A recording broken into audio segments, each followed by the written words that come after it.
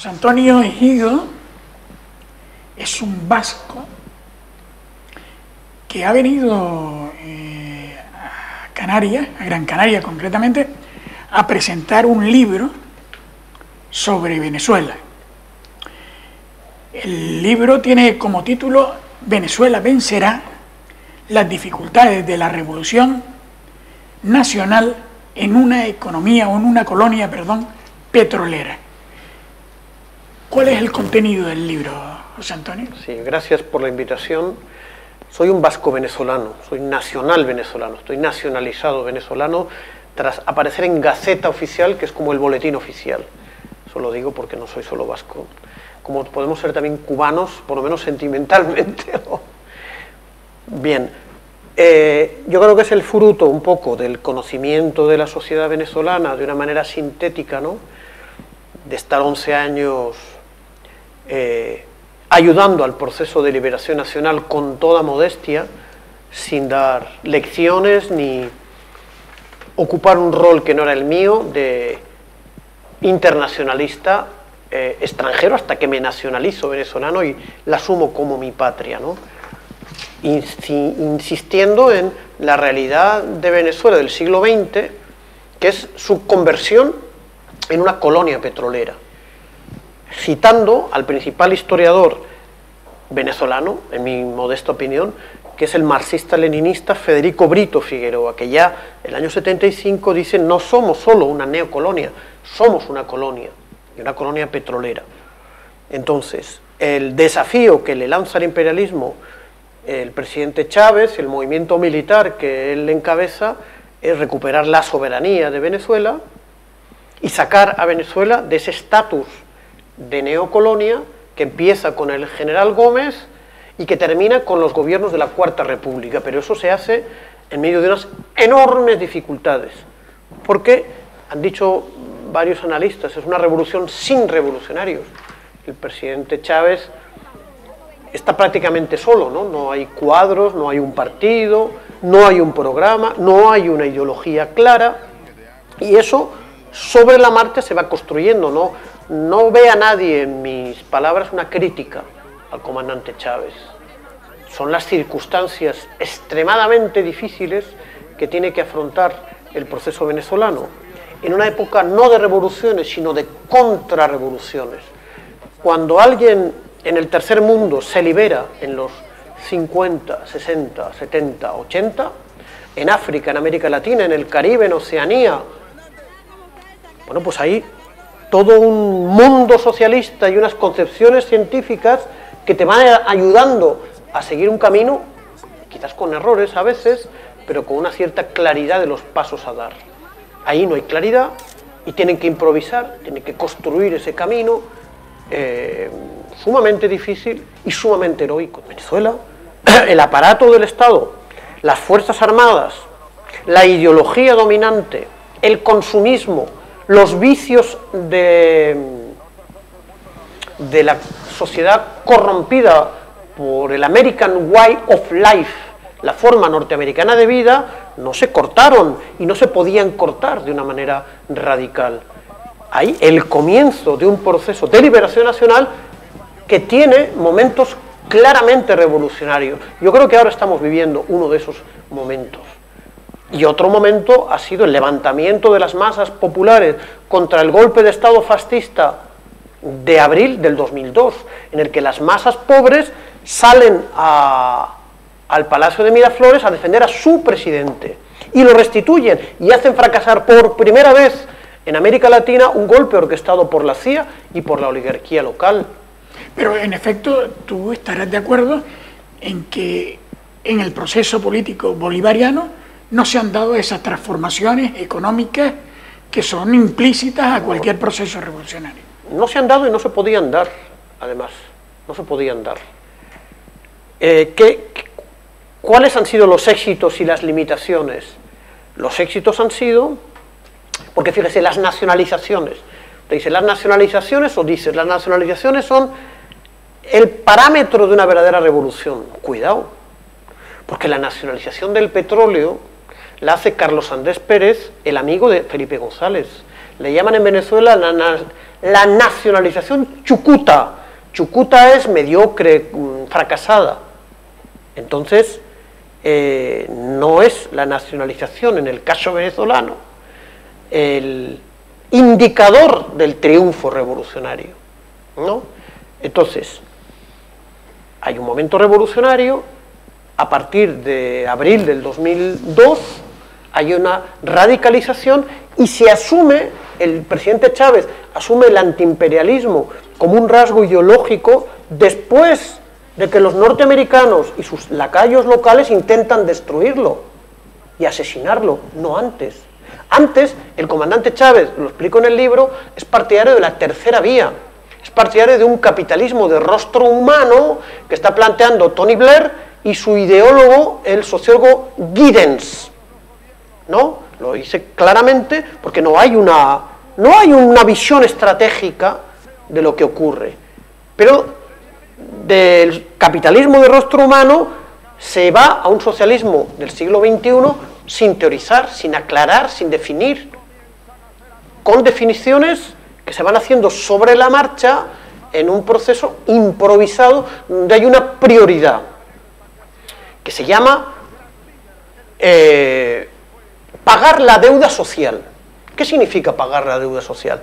Sacar del analfabetismo, de la enfermedad, de la pobreza, del atraso, de la infravivienda al 70 o al 80% de la población del país que había sido sumida en esas condiciones de miseria y de opresión y de injusticia por los regímenes de la Cuarta República, es decir, del régimen democrático burgués neocolonial, de capitalismo atrasado. Entonces, los recursos petroleros se destinan, y es la prioridad del país y del gobierno de Chávez, a financiar las misiones sociales. Misiones es de la misión cristiana. Ahí el cristianismo va permeando la ideología del país, que va cambiando y va acelerándose. Entonces, ahí está la Revolución Cubana, que presta una ayuda fundamental para una de las misiones más importantes, la misión Barrio Adentro, llevar la medicina al pueblo. Porque los burgueses, los adecos, que habían nacionalizado el petróleo, no nos olvidemos, dejaban a los niños morirse sin vacunas, por ejemplo. Morirse en los barrios de Petare y en los barrios de... Los barrios en venezolanos significa la infravivienda. No obstante, sí. José Antonio, no obstante, hay quienes plantean, y no sin cierta verosimilitud, que durante el periodo comprendido desde el año 1999, que accede Chávez al poder, hasta la actualidad, la burguesía venezolana ha obtenido más beneficios que nunca. ¿Qué hay de cierto en ello? Es cierto, ¿sabe? Porque, ¿qué pasa? El proceso antiimperialista que dirige el comandante Chávez eleva el nivel de compra de la población. La inmensa mayoría de la población estaba vetada de acceder a las tiendas del centro de la ciudad. Hablo de Caracas, ¿no? La ciudad capital, ¿no? Entonces, se eleva el nivel de compra, el gobierno subvenciona los alimentos, la misión Barrio Adentro ofrece una medicina gratis, la enseñanza universitaria es gratuita, se elevan las condiciones de vida, la moneda no ha sido atacada por el problema inflacionario monstruoso desde el 2013-14.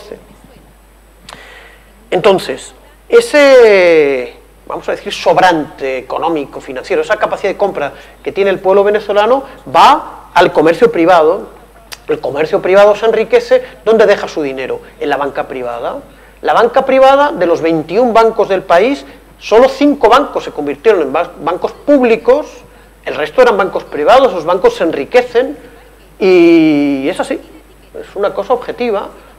No por eso la oposición dejaba de conspirar, pero había un sector de la burguesía que se acerca al chavismo y otro sector que deja de conspirar, incluso ganando empiezan a conspirar también, porque El chavismo hace enriquecerse a la burguesía venezolana, es así. Y algunos conspiran, algunos conspiran. Tú, por ejemplo, en tus reflexiones, has dicho que el año actual, es el año de Venezuela porque, entre otras cosas, es el más difícil de todo un proceso de 20 años. Y has añadido que opinas que de esta crisis podrá generarse una burguesía nacional y también una nueva clase obrera. Es decir, que en cierta medida esa visión tuya se asemeja a la que se ha producido en otros países latinoamericanos como Ecuador, Argentina, Uruguay, etcétera, donde por otra parte hemos visto en los últimos años que los procesos han fracasado desde la perspectiva que no han obtenido el apoyo popular que se requiere para que el proceso avance y se radicalice. ¿Cómo explicar? No, yo no estoy pensando ni en Ecuador, ni en Argentina, ni en Brasil, yo estoy pensando en China. En China ha triunfado, vuelvo a repetir, una revolución nacional y democrática bajo la dirección del Partido Comunista, que ha permitido construir, gracias a su política económica acertada, una clase obrera que dirige la dictadura democrático y popular. 350 millones de trabajadores, no hay trabajadores sin industria. Por eso lo que estoy diciendo es el desarrollo industrial del país, planificado y sostenido, tiene que construir una industria nacional que dé lugar a una nueva clase obrera. Pero además, ¿qué ha pasado en China? La burguesía compradore, que era el agente del que se sirvió el imperialismo británico, el francés, el portugués, el norteamericano, el japonés, para someter a China, fue derrotada, fue expulsada del país. ¿Dónde se metió la burguesía compradore? No en China, en Taiwán, en la diáspora china en el extranjero, incluyendo las mafias chinas en Estados Unidos. Ese modelo sirve para Venezuela. ¿Qué es lo que tiene que hacer Venezuela? Tiene que eliminar como clase social a la burguesía compradore, que ha sido el agente, el vehículo indígena local del dominio neocolonial y colonial de China. De Venezuela al servicio del imperialismo norteamericano. José Rafael Núñez Tenorio, uno de los grandes marxistas-leninistas venezolanos, que yo invito a que se lea, porque hay que producir sus textos. Él dice, Venezuela es el modelo de neocolonia al servicio del imperialismo norteamericano. Eso no se hace si no se derriba el gobierno de burguesía nacional de Isaías Medina Angarita en octubre de 1945, y si bajo la dirección, mire cómo son las cosas de complejas en China, bajo la dirección de Acción Democrática, fundada por un agente trotskista, al servicio de la familia Rockefeller, dueña de la Standard Oil of New Jersey, dueña ahora de la ExxonMobil, no crea una burguesía proimperialista. Está muy bien descrita en un libro muy interesante de Domingo Alberto Rangel, que se llama La oligarquía del dinero, las distintas familias que se aprovecharon de la penetración del capital norteamericano en condiciones de asociados minoritarios y que permitieron que el imperialismo norteamericano dominase todas las esferas de la vida económica, todas las esferas de la vida política, incluyendo las Fuerzas Armadas, los medios de comunicación, la enseñanza universitaria, los partidos políticos, etcétera, etcétera. Ya en la etapa, digamos, moderna, no en la etapa primitiva del general Gómez, que también estaba bajo el control del imperialismo norteamericano. Lo que pasa es que entonces la burguesía ni existía.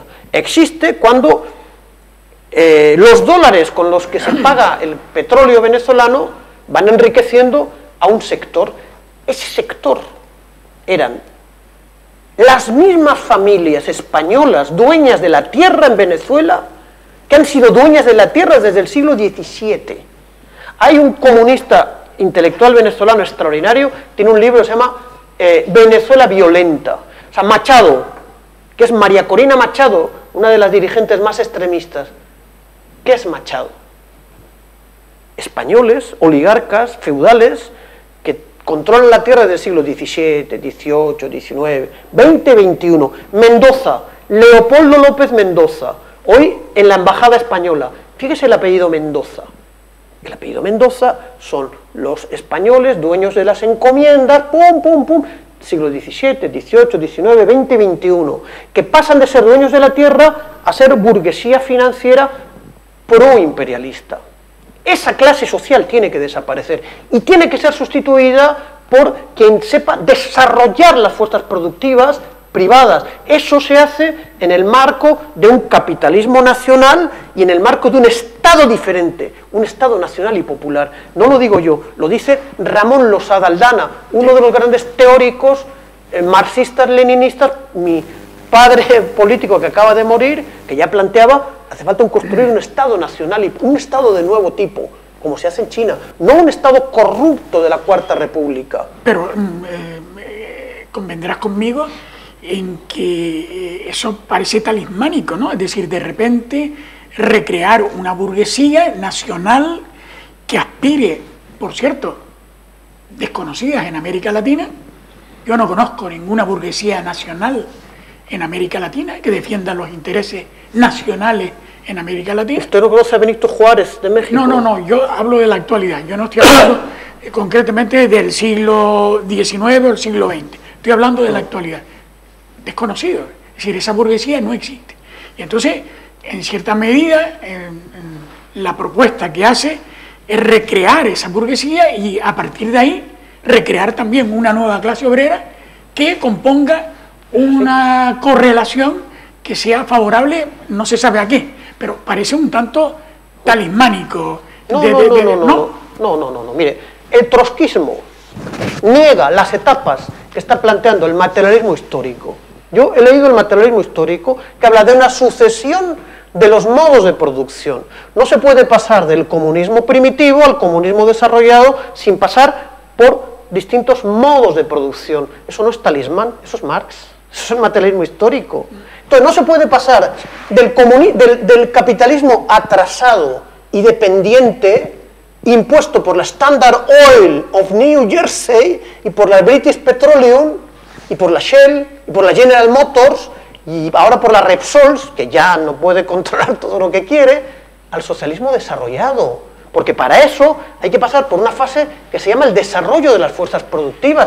No lo dice ningún talismán, lo dice Federico Engels, cuando él habla de las condiciones del comunismo. Federico Engels, desarrollo de las fuerzas productivas, que es una palabra que luego hay que concretarla sobre el... Y Venezuela, estando en el capitalismo atrasado y dependiente petrolero, disfrutando, entre comillas, de la renta petrolera, se olvidó de desarrollar las fuerzas productivas.